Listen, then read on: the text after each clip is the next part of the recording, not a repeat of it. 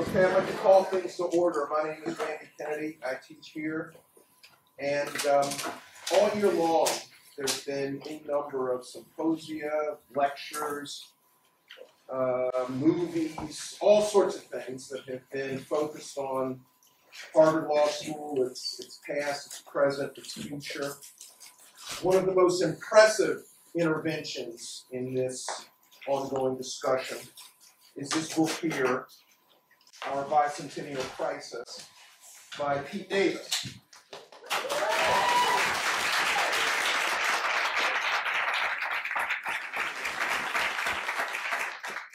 It's a work that warrants attention, warrants reflection, warrants criticism,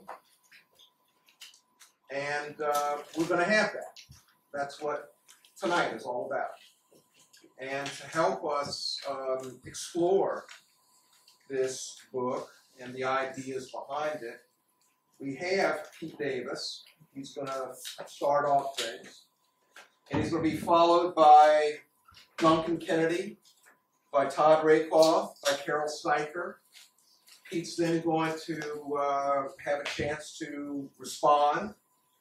And then the floor will be open to all. So without further ado, Pete Davis. Thank you everyone for coming. Thank you to Professor Kennedy for hosting it. It is a true commitment to discourse and dialogue that Professor Kennedy came up to me and said, I disagree with a lot of things in your book, but I'm going to say it publicly instead of privately. And so that's the sign of a true person committed to academic dialogue. I'm thankful that Professors Kennedy, Rakoff, and Steiker are here. A special thanks to Professor Rakoff, who 2 years ago in his PSW class had me test out these ideas with ceaseless comments and did not kick me out of the class. And so I appreciate that he not only did kick me out of the class, he's engaged with the ideas. So thanks, and thanks to you all, wow, for being here. So I'd like to begin with a bit of history. The first famous law graduate of Harvard University, John Quincy Adams, actually gave his graduation speech on this very topic in the late 1700s. It was titled, Upon the Importance of Necessity of Public Faith to the Well-Being of a Community. And he ripped at his classmates for saying they're not living up to the spirit of the American Revolution. And he warned about how they had a contracted bosom which was never expanded by the warm and generous feelings of benevolence and philanthropy. And they slight all public engagements for the sake of a paltry profit. So Harvard Law has been struggling with these questions for over 200 years before it began. When the Harvard Legal Aid Bureau was created, an alumni newsletter assured readers that the students would sacrifice comparatively little time helping the poor. Do not worry. But in that same newsletter, they proudly described how they let members of the Massachusetts militia out of exams to break a textile strike in Lowell. So there are some things that are worth Harvard Law students' time and others that are not. During the Civil Rights Movement, I've been looking into the history of Harvard Law at the Civil Rights Movement. There were a few civic-minded students who dove headfirst into it. This is Elizabeth Holtzman. She was a graduate here, became a congresswoman, and she spent her entire time here going down to the South, raising awareness. J. Edgar Hoover wrote a letter to the editor of the Record saying she was wrong and she must be stopped. And so there were some incredible students that came out of the school that fight for that. But another thing I found in the Record was this story of a poll of most students about the Civil Rights Movement. February 1964, for the most part, the third-year students who have jobs in southern cities will be doing corporate tax and business work. Although a significant number expressed interest in criminal and civil rights cases, none said they would seek them, particularly in the first few years of practice. One senior said, if there were any hope of doing any good, it takes a lot of guts and idealism to go back and work without a chance of success. He would do it if there were hope of doing any good. A higher but not high fraction of first and second year students showed interest in civil rights work, but only one expected to devote his professional career to it. So these conversations have always happened. The first mention of public interest law was November 1st, 1968, when this graduate from 1958 called for more of it in a speech. He called for help in building public interest law firms that would counterbalance the power brokers of the large firms. When all 500 law graduates in the class of 1975 from Harvard go into these public interest law firms, he said, finally we can say that we have arrived at a relatively sane deployment of legal manpower. And some Harvard law students joined him, but for the most part, the class of 1975 became lawyers who, in Nader's words, labored for polluters, not anti-polluters, for sellers, not consumers, for corporations, not citizens, for labor leaders, not rank and file, for, not against rate increases or weak standards, for agricultural subsidies to the rich, but not food stamps for the poor, for tax and quota privileges, but not equity and free trade. The administration started taking note. This is Dean Erwin Griswold. He said at his farewell speech, "For some years now, I have been concerned about the effect of our legal education on the idealism of our students. I have great faith in our students. They bring to the school a large measure of idealism. Do they leave with less?" he asked at the 150th anniversary of Harvard Law School. If they do, is that something we can view with indifference? And then by 1989, only 6% of Harvard Law students went into the public interest. And then it hit rock bottom. This dean, Robert C. Clark, was appointed. And 6 months in, he got rid of the only public interest advisor. But then something changed. Something changed in this history of Harvard Law School where most people went into corporate interest law. Students noticed that when he said he got rid of the public interest advisor, he said he got rid of it for budget cuts and we don't need symbolic guilt alleviating purposes. And students got mad. And it changed, the school started to change in the only way things changed. A group of people got together and decided to fight back. So the class of 1990 and 1991 wrote letters and circulated petitions and held rallies and hosted press conferences and printed t-shirts that said guilt alleviators on them. They started an entity called the Emergency Coalition for Public Interest Placement, and eventually the administration caved and they turned it around. And they reinstated a public interest advisor, Stacy Dubroff, the new advisor, along with her eventual successor in this room today, Alexis Shabakoff. Let's hear for her. Blaze a trail elevating and entrenching public interest advising in law schools across the country. They wanted to hold students to hold on to their values. They helped expand the office. They started a public interest job search guide. When Shabakoff succeeded Dubroff, she continued the fight for parity between corporate interest and public interest career advising. Opia's office expanded more. They won an assistant deanship. They worked with SFS to create a low-income protection program. Meanwhile, the dream of Professors Gary Bello and Jean Charn of a flourishing of clinical programs became more of a reality. And now we have 18 in-house clinics at Harvard Law. And eventually we had a public interest-friendly mission statement established to educate leaders who contribute to the advancement of justice and the well-being of society. As a result of these changes, of students fighting and faculty fighting and administration changing, and more public interest advising and loan forgiveness and clinical education and cultural commitments, we as a school over the course of 25 years tripled the number of graduates going into public interest work from 6% in 1989 to about 18% today. So that brings us to today.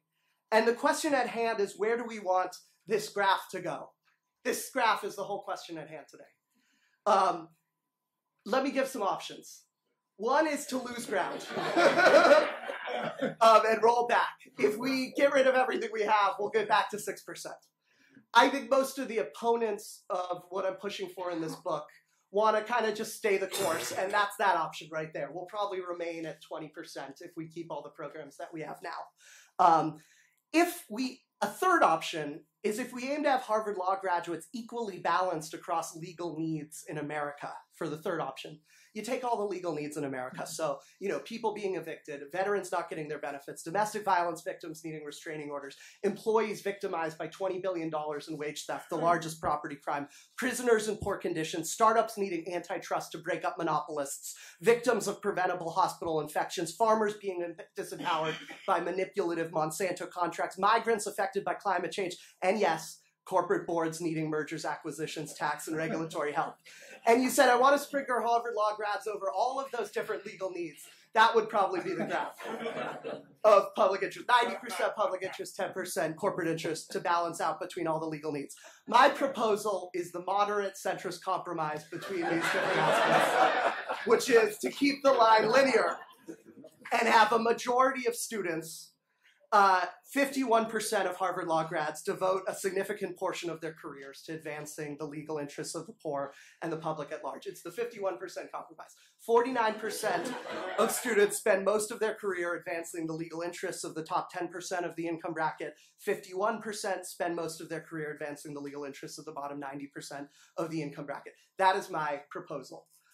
Before I close, I want to just go through some of the things that people say of why this is impossible. I call them work avoidance mechanisms and excuses. So let me go through a few of them. Excuse number one, this isn't a crisis. This is Learned Hand, class of 1896. He said, if we are to keep our democracy, there must be one commandment. Thou shalt not ration justice. And if we looked at Learned Hand in the eye, and we wanted to be honest to him, and he said, are you rationing justice? We would say, yes, we are. We're rationing justice in the criminal justice system. Real spending in indigent defense has fallen since 1995, despite felonies going up, felony convictions going up 40%. For many, the experience of your public defenders, meet 'em, greet 'em, and plead 'em. That's why 97% of federal cases are pleading out. And everyone knows this graph.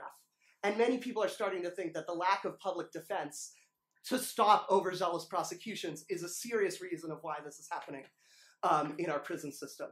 We're rationing justice in our civil justice system. Deborah Rohde at Stanford estimates 4/5 of civil legal needs go unmet. We're 20th of 23rd in terms of access to civil justice. And most legal aid offices have to turn away about 2/3 of the people that choose to come there, let alone the people that haven't thought to come there. This is mothers getting evicted, let me remind you, domestic violence victims not getting restraining orders, elder care abuse going unpunished, and veterans not getting their benefits. It's very serious. And there's also rationing of justice in the political system. For every one public interest lobbyist in Congress, there's 34 corporate interest lobbyists. Serious, centuries-old citizen powers like tort are being distorted by corporate interests through caps and mandatory arbitration and limits on class action suits. The revolving door has crippled regulatory agencies. 4 of Obama's AGs for antitrust now work for trusts. So that's the Democratic president's AGs for antitrust. Corporations are sponsoring legal thought, and we don't talk about this here. The Olin Foundation donated $68 million for 83% of the law and economics courses. They admitted that the purpose of this was to have conservatized constitutional law. They said we couldn't go to a dean and say we want conservative constitutional law, so we're funding these things. $18 million of that went to Harvard Law School. I found this right-wing philanthropy book about how to spend your money to, control our democracy. And they said, for billionaires and millionaires, and they said, look at the savviest intervention that came at Harvard Law School when the Olin Foundation gave that $18 million. It rippled out across the legal system. We have a Canon 8 of the Model Code of the Professional Ethics of the ABA. Says we have to, this is not just Pete Davis's idea. It says that you have to fight to improve the legal system. It's part of thinking like a lawyer. It's thinking like this. But are we doing that? We're letting LSE funding lag. We're lagging behind in per capita spending on civil legal aid as a country. And we're letting profits for the major corporate interest firms hit $30 billion while letting funding for public interest work lag for civil legal aid for the poor at 0.37 billion. What happens when a democracy rations justice? Connor Friedersdorf of The Atlantic interviewed a Trump voter, and he asked him, aren't you worried Trump is going to break with the rule of law? Aren't you worried he's going to subvert the rule of law? And the voter responded, when Trump undermines the rule of law, I see not a danger, but someone who is undermining a system that has become a game for elites with access to armies of lawyers. When you allow for legal inequality, you subvert our democracy. Learned Hand was right. Another excuse is that, why do you care so much? These are huge problems. Why do you care about 180 more Harvard Law students per year working on public interest? Sure, The 180 more students per year we're going to public interest aren't going to solve all of those problems. But it's going to be a keystone habit that's going to change the culture of this law school. Professional schools' cultures and curriculums and hiring decisions and choices of how they spend their endowment are determined by where students go afterwards. It's what the students want because they're being trained for a career, so the school is going to conform to the careers that those students go into. So if we had a majority of students going into public interest law, the whole school would change to respond to that. And when Harvard changes, if we believe what we say about our heft, other schools change. When legal academia changes, you start making changes in the legal system. Excuse number 3 is that pro bono work blurs the divide. There's no difference between public interest work and corporate interest work because corporate interest lawyers are doing pro bono all the time. It's simply not true. 8 minutes per day per lawyer is spent at corporate interest firms on pro bono. Only 18 of the 100 biggest firms even hit the 50 hours per year per lawyer mark. Of individuals, only 36% of lawyers meet that pro bono mark. OCS has admitted to this. They are telling students in their files, do not mention pro bono when doing your firm interviews because that will show you don't know how corporate interest law works. And I went to one of the pro bono things that Skadden put on, and they said, oh, you can come here, you go to Skadden, you do pro bono work all the time, you can do anything you want, we'll support you. And I raised my hand and I said, could I go to Skadden and then in my side pro bono time work to help organize a union for Walmart workers? And they said, no, Walmart is one of our clients.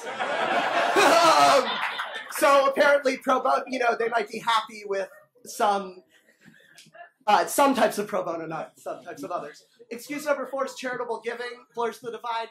This is the amount of revenue for the top 200 corporate interest law firms per year, $96.3 billion. The right column is all donations by all lawyers to civil legal aid.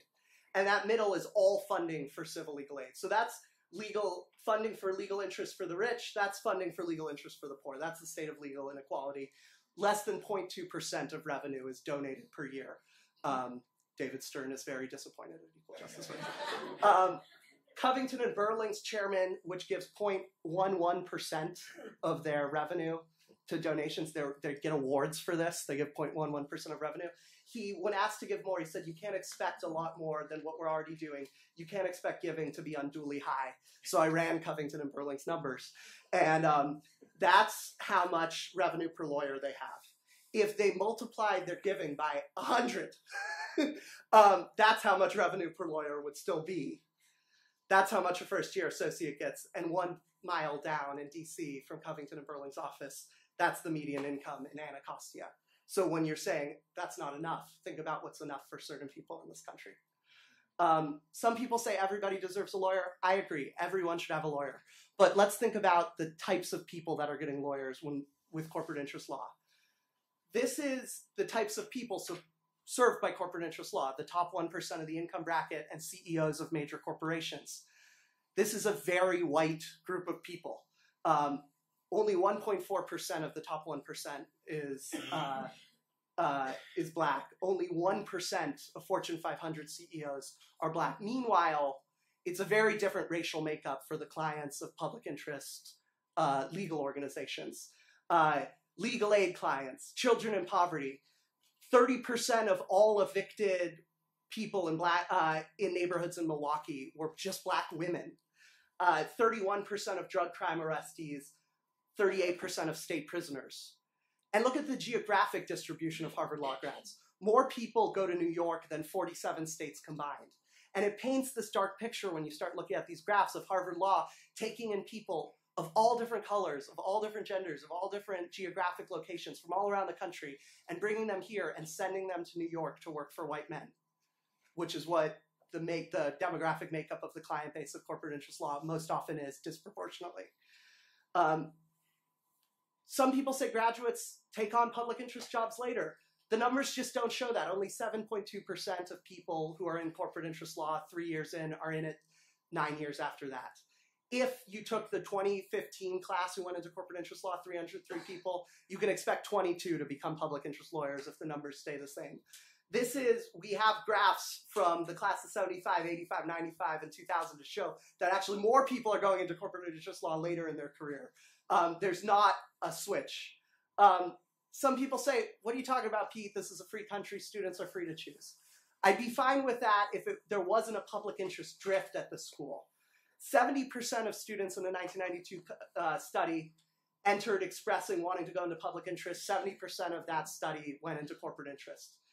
2006 study, 80% said they wanted to be of service to society when they came to Harvard Law School, and that's why they came to law school. 38% prioritized that in their jobs. Our own Center of the Legal Profession study, newly admitted, 35% want to go to corporate interest law. At graduation, 63% do. There is a drift, and part of it is we're setting the default option at the school. Posters for EIP say all 1Ls are strongly encouraged to attend. When I didn't sign up for EIP my 1L year, I got an email that said, you are on a list of students who have not signed up for EIP. As if that was an administrative problem, like I didn't sign up for classes. Literally a default option. It's literally the default option in the drop-down menus. And OCS actually has a document that is encouraging students to participate in the revolving door. It says you should spend years 1 through 3 in DC going to a firm, then go to a government agency that regulates that firm, then come back to the firm and get a pay increase. That's a document produced by our Career Services Agency supporting one of the causes of corruption in our country. That's wild. Some people say this involves factors beyond Harvard Law's control, but is it beyond Georgetown's control, or Northeastern's control, or Yale 10 years out control, or CUNY's control, which blows us out of the water? Some people say Harvard Law is a path to the American dream. Pete here, I'll be honest, I'm from suburbia. My dad was a professor. I didn't come from poverty. Harvard Law is not my ticket to the American dream. But if you look at the actual numbers, it's not many of our students at the school's ticket to the American dream. A very small portion of students are from the bottom 25% of the income bracket. If you look at available numbers, over 3/4 of students are from families that have over $175,000 in net worth. Let me put a point on that. If you make double the annual average net worth of the average American, you're in the bottom quarter of Harvard Law School. That's wild. And there's UCLA study supports this. Only 2% of students in the top 20 American law schools are from the bottom 25% of the income bracket. There are students here where Harvard Law and going into corporate interest law and helping your family with a paycheck is the American dream, and I have nothing of judgment or anything to say to that. But that is not the story of most students in the data. And here's the final excuse, and this is where I'll close, that there's nothing we can do. This is my least favorite excuse. There's a lot we can do, and I started this story with how people did something and changed things and tripled the amount of students in public interest. How does change happen? You set a public goal, and then you do a flurry of experiments in the direction of that public goal. How do you set a goal? You start measuring what you're looking for. We should start measuring the amount of students going into public interest law. How many are interested in 1L, 2L, 3L, 5 years out, 10 years out? Are things changing? Start by measuring it, and then declare that you have a goal and what you want to see come out of the measurements. What are some first steps? I think there's some first steps in these 4 areas. First, there's first steps in culture. I think we can promote civic ambition more. I think we can talk about our mission statement more. I think we can spotlight civic intelligence and not just analytical intelligence. Take down some of these paintings of jurists and put up civic heroes, people who have shown courage. Center some of the professors that didn't write some brilliant textbook 20 years ago, but have won a victory for humanity and showed courage. And then factor public interest commitment into admissions. We're already turning something abstract into something concrete in admissions. When you measure analytical intelligence, it's a totally abstract idea. We look for it in concrete things. We can do the same with civic intelligence. On curriculum, we can learn from Professor Gary Bello and Professor Jean Charn's idea of a clinical institute, which is instead of having clinics just be one-off electives, there can be integrated clinics with learning about the structural things that are involved in the clinics, and start making some of these requirements. You can start thinking about a public justice model just like a public health model.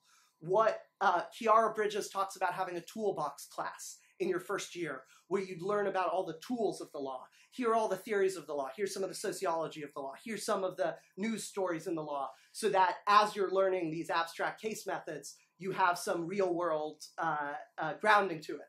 And finally, we have to break through to the 1L curriculum. You can't just solve this by piling on more and more electives. The way we've solved every reform effort is by let them eat electives in 2L and 3L.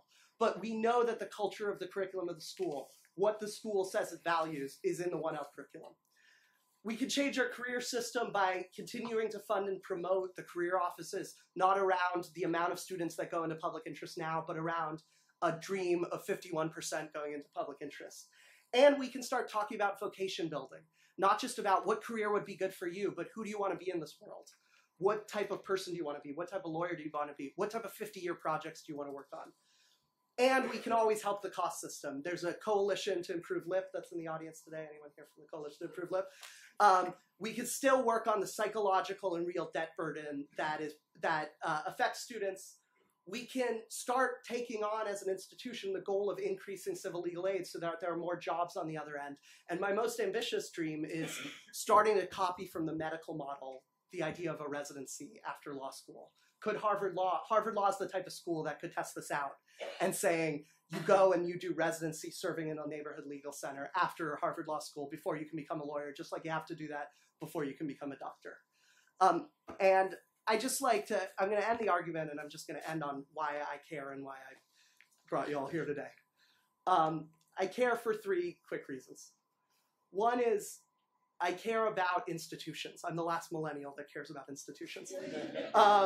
I don't care, I don't have any judgment for any individual's choice of what they're doing after law school, but I care about what an institution does systemically to push people in different directions. And I think that the way we're going to solve some of these crises I talked about is through, not through some mythical day when we take to the streets, not just that, not through changing the president, not just that, but through 1,000 little reforms through the institutions. And this is our institution. Second, I believe that we should judge an institution according to the preferential option for the poor. We should judge it through the eyes of outsiders. America has a version of this, the democratic perspective, which insists that we are to see America through the eyes of ordinary citizens. It's Eugene Debs saying, I'm not going to rise from the ranks, I'm going to rise with the ranks. It's Fannie Lou Hamer insisting nobody's free until everybody's free. It's Frederick Douglass asking what to a slave is the 4th of July. What would happen if we saw Harvard Law School through the eyes of the average American in need of legal help? If you're a person in an overcrowded legal aid office and you find out that the most prestigious law school is sending 80% of their students receiving the best education in the country to advance the interests of the wealthy and powerful, what would you think? If you're pleading guilty to a crime you didn't commit after a 15-minute meeting and you find that hardly any Harvard Law students become public defenders, what would you think? Does it matter to a refugee that we produce Supreme Court justices if more of us are willing to spend our time filling out paperwork to help the powerful move money across borders than the vulnerable who are at our borders? Does it matter to a Midwestern governor who needs young minds for a fledgling state agency that our job placement in the New York corporate law market is second to none? Does it matter to a mother being evicted from her home that Harvard ranks high on the US News list if Harvard is losing out to lower ranked schools in terms of producing students who help out people like her? Seen through the eyes of America, we risk irrelevance. Dorothy Day once said, the biggest mistake sometimes is to play things very safe in this life and end up being a moral failure. I think the reason we let this crisis happen is not because of the money and not because of the prestige. It's because we play it safe. It's because we're risk averse. And the risk that we're averse to is losing some of our options, because above all else, the millennial religion is to keep our options open. But to grow up is to commit to something, to forego options for the sake of a cause or a place or a community that you have fallen in love with. I love the word to dedicate, because it means to both commit to something and to make something holy. Because when we dedicate ourselves to something bigger than keeping our options open, we are doing something holy. The future belongs to those ready to make such a holy commitment. Some say the purpose of professional school should be to help us keep our options open, but I say it's the exact opposite. The purpose of school should be to help us to commit to something.